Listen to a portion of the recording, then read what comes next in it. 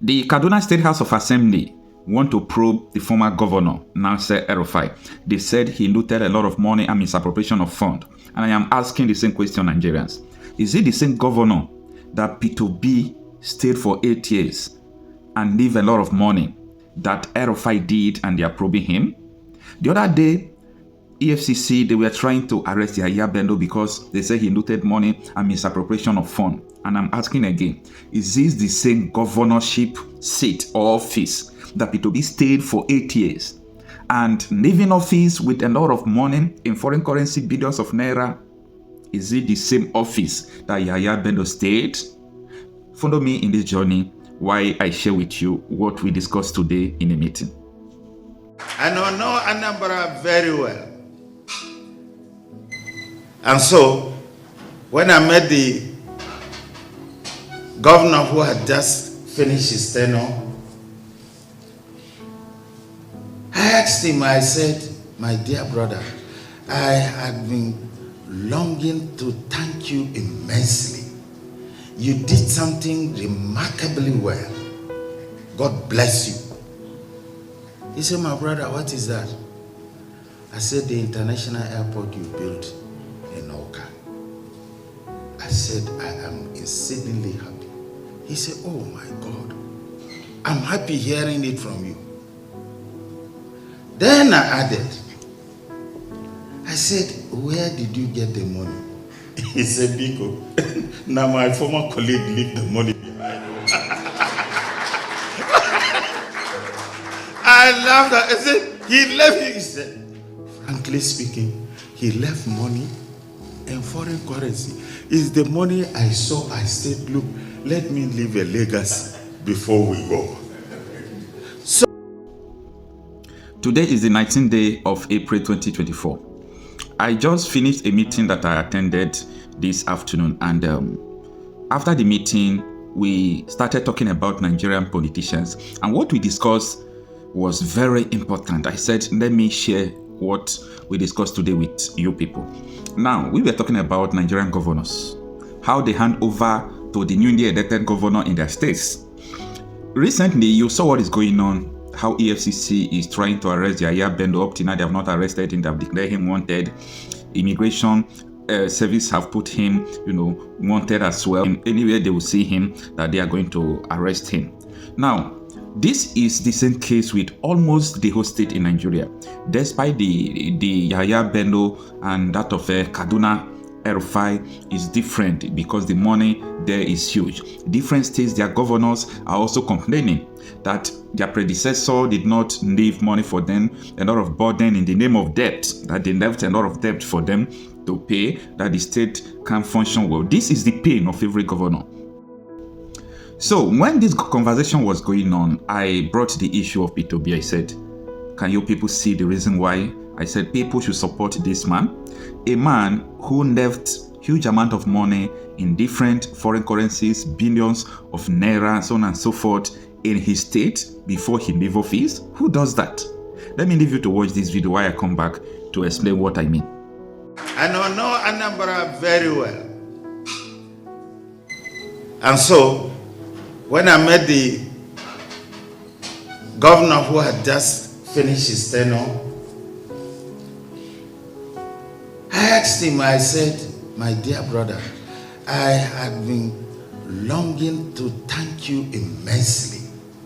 You did something remarkably well. God bless you. He said, my brother, what is that? I said, the international airport you built in Oka. I said, I am exceedingly happy. He said, oh my God, I'm happy hearing it from you. Then I added, I said, where did you get the money? He said, Biko, now my former colleague left the money behind. I laughed at it. I said, he left it. He said, frankly speaking, he left money in foreign currency. It's the money I saw. I said, look, let me leave a legacy before we go. So, I'm not promising. I won't leave money. I'm owing them here. And I'll use the money well.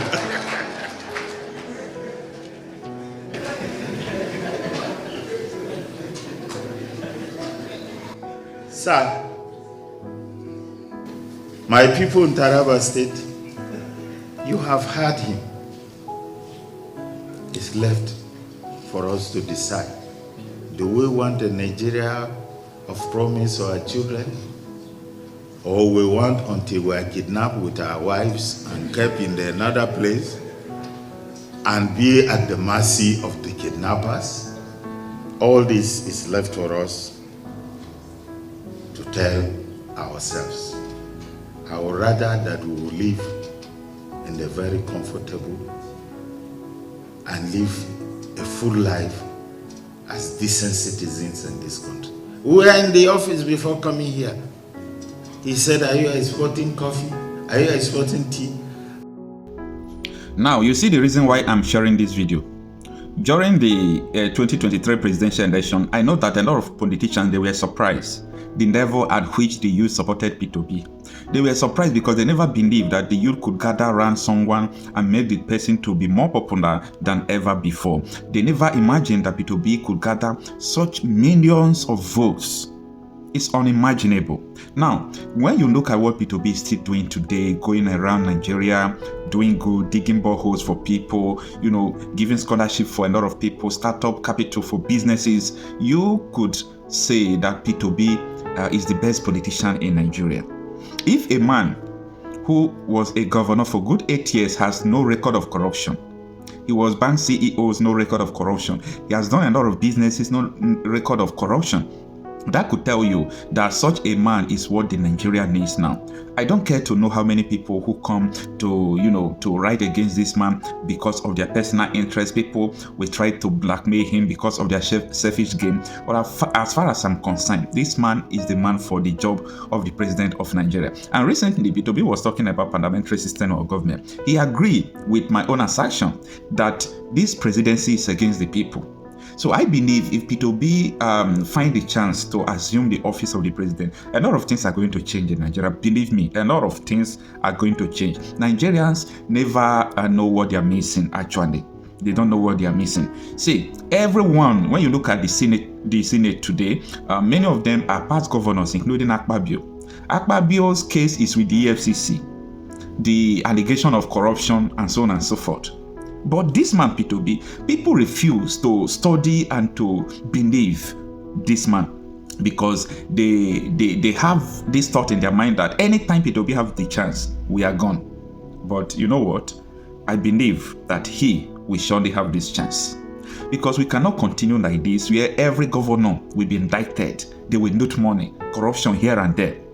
That shows what plays in the presidency.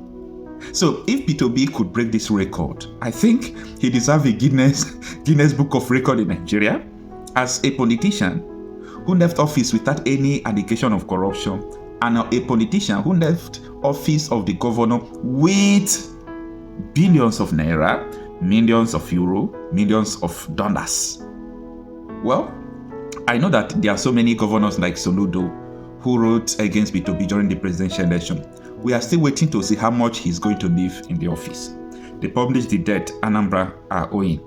It started from Obiano to Soludo. Let me see how much Soludo is going to leave in the office, or how much debt is going to leave in the office. Now, come to think of it, before Peter Obi assumed office, did he meet any money?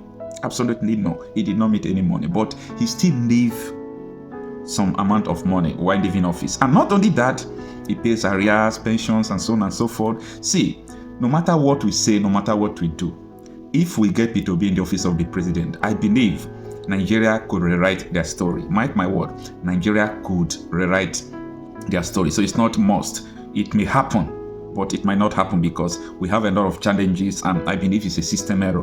But I'm happy that Peter Obi is now understanding that this presidential system cannot solve the whole problem of Nigeria. So when he assumes the president, we are looking forward that he is going to return Nigeria to regional government or just parliamentary system and so on and so forth, to a new system where people can call Nigeria their home anymore. Let me know what you think about this on the comment section. Please kindly share this video to your loved ones.